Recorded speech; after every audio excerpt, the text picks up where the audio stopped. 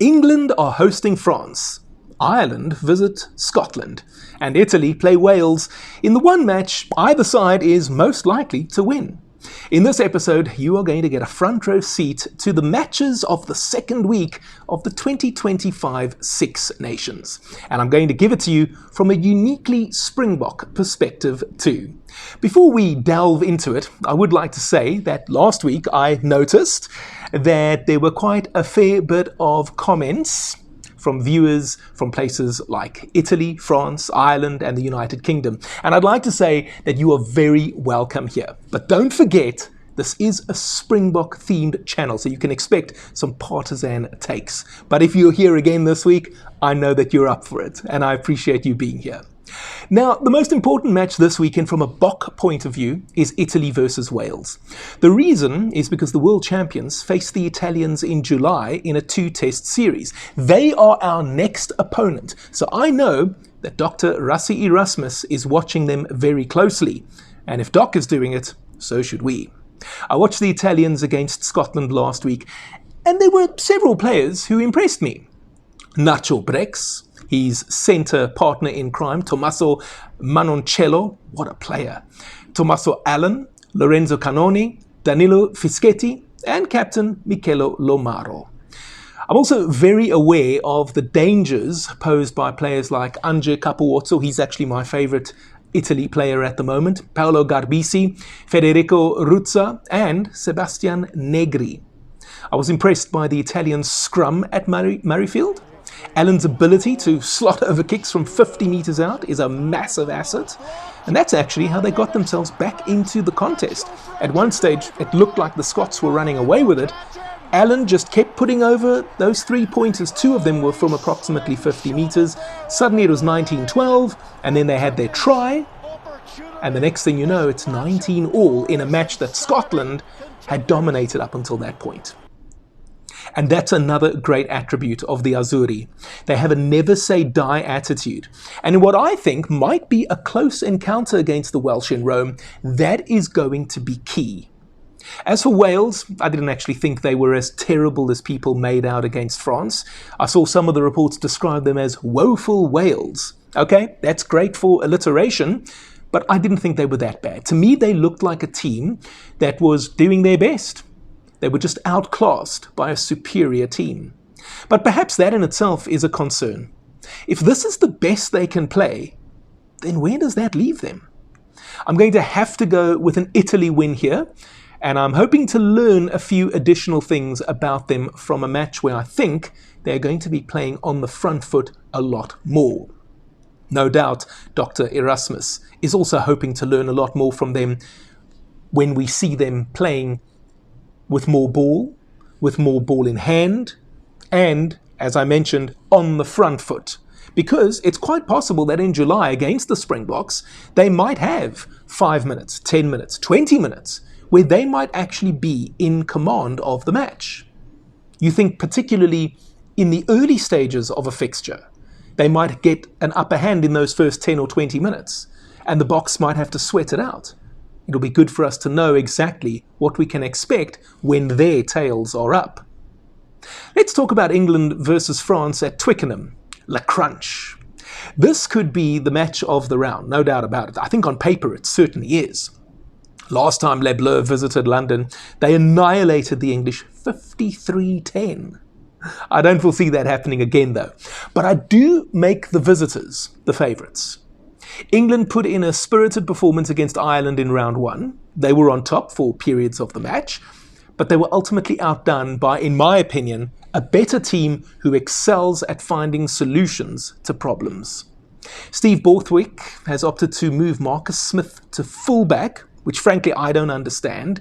Finn Smith instead starts at 10. So okay, you got Mr. Smith and Mr. Smith, if you'll excuse my take on a 2005 movie.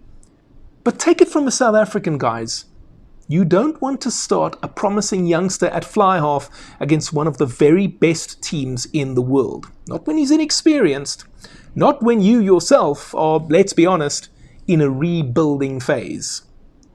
You can surround the boy with experience, but you rather want to start him in an easier match. In 1999, the Springboks had a lot of injury problems, and we started Rassie Erasmus at 10 against the All Blacks in Dunedin.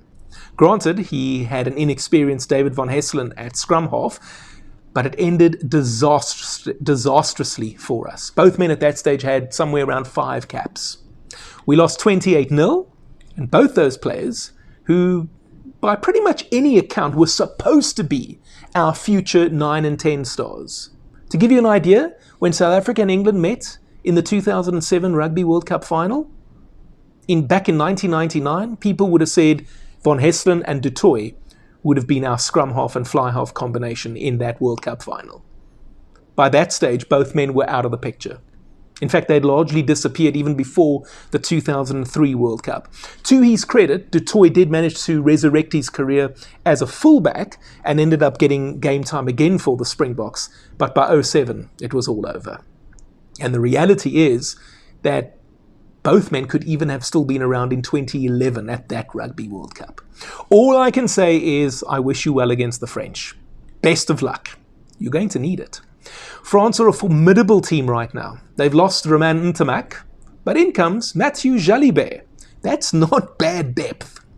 Damien Penaud is also back on the right wing, and he is one of the most dangerous flyers in the world, and yes, he will get the ball. The French pack is strong. They scrum well, they're good in the lineouts, and very good at the breakdown. France also happen to have a scrum half that knows how to play rugby properly. And I didn't mention too many French names there, but if you are a French viewer, I do ask for forgiveness.